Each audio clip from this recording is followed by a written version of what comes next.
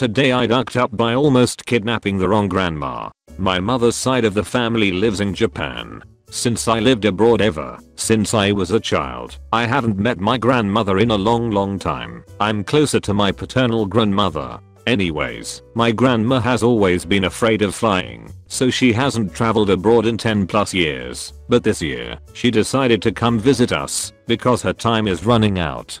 She was supposed to come to the airport, and my mom was supposed to pick her up. However, some other important issues came up, and my mom had to travel to a different city for 2 days. So instead, I went to pick up my grandma from the airport. Note that we can't communicate with one another directly because she doesn't speak English and I suck at Japanese. I waited at the airport for 2 hours prior to her arrival time because I was nervous AF. All I had was a recent photograph of her and her phone number in case I can't find her.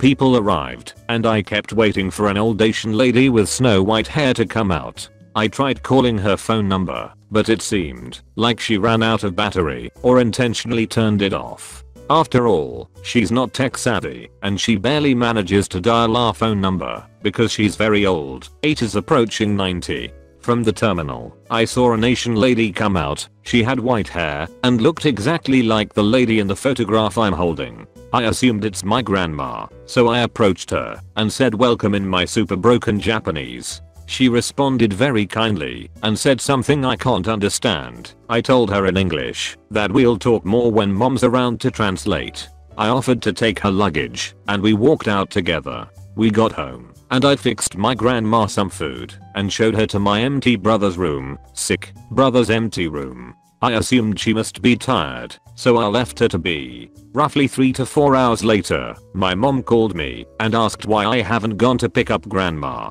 I asked her, WTF are you talking about, because she's here with me, and I snapped a photo and sent it to mom. Then she told me that the lady isn't our nana. Apparently, my grandma had arrived at the airport, but didn't fill out the paperwork, so it took her extra 30 minutes to get out. She waited for me at the airport. She also didn't pack her charger in her luggage and her phone had run out of battery, so she asked other Japanese passengers to help her call her daughter, aka my mom, after she waited at the airport all alone for 3 hours. After talking to grandma, my mom called me in panic. Anyways, I went back to the airport to pick up my real grandma and she gave me a hug.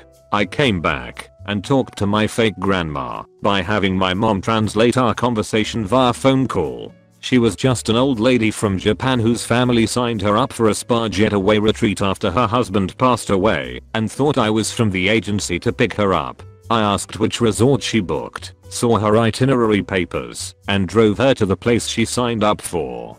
Before she left, my real grandma, fake grandma, and I had a mini supper, and I apologized for causing major confusion.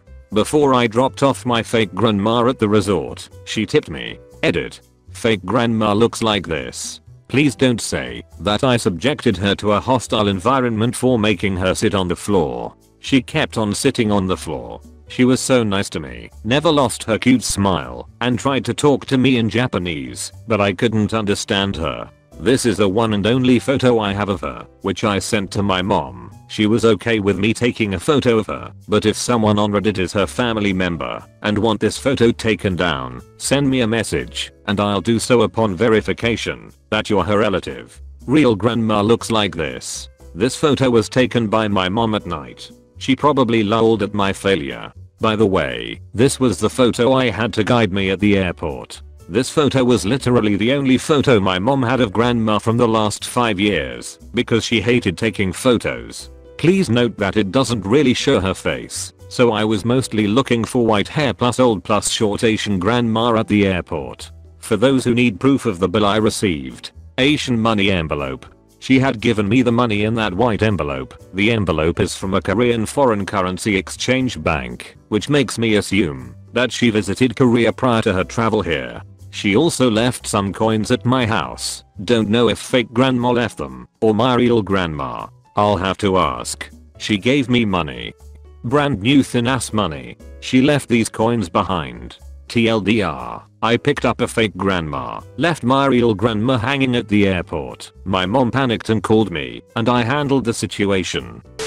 day I ducked up by being trapped in a train. So this is actually happening right now while I'm writing this. So let's rewind a few hours back to how I got where I'm right now. Rewind scratch sound. It's Monday and I have a ton of work to do for school, different papers to write, and I just didn't have the time to finish all of that work during the weekend. So I decided to skip classes today and study. Now I don't really like to study at home BC, I easily get distracted, or I just give myself every 10 minutes a food break, which I of course well deserve after watching 10 minutes of YouTube videos, because you can't study while you eat, right?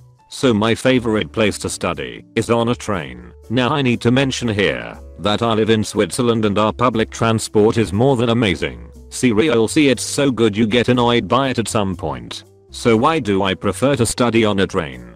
Well, you get a comfortable seat, a little table to put your laptop and papers, a plug to charge your devices. It is very calm, and you can have some of those glancing out of the train window while thinking about deep things of the universe. Oh, and you can enjoy a beautiful view of the snow-covered Alps. But most importantly, I can't get distracted. You see, when you get on a train only with your school stuff, you don't have anything else to do apart of studying those books. I forgot to mention that I own some special train card that allows me to hop on every train, ship, bus, cab of Switzerland, so I don't need to buy a ticket for my favorite study place. So usually I go to the main station, hop on some random train, and start studying until I arrive to the end station between 1 and 4 hours later. Once at the final train station, the train usually goes back to the main station or to another city. So I spend my days zigzagging around Switzerland studying. Now comes my duck up. Like every other time, I hopped on a train and started studying.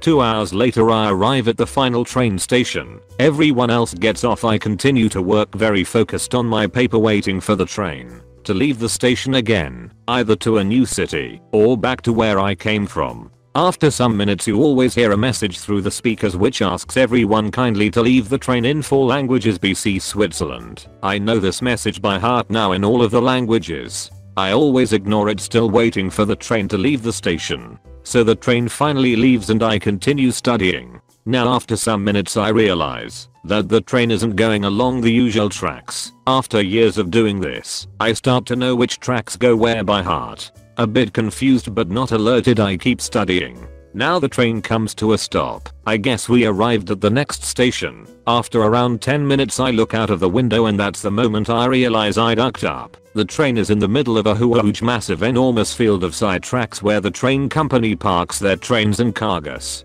Before I can even think of something smart to do, the lights go off, my phone stops charging, and I guess they disconnected the train from the grid. So now I'm looking for a solution. I could open the train doors with an emergency lever, but every Swiss person knows you shouldn't, accept the train is like literally on fire. Why, you may ask?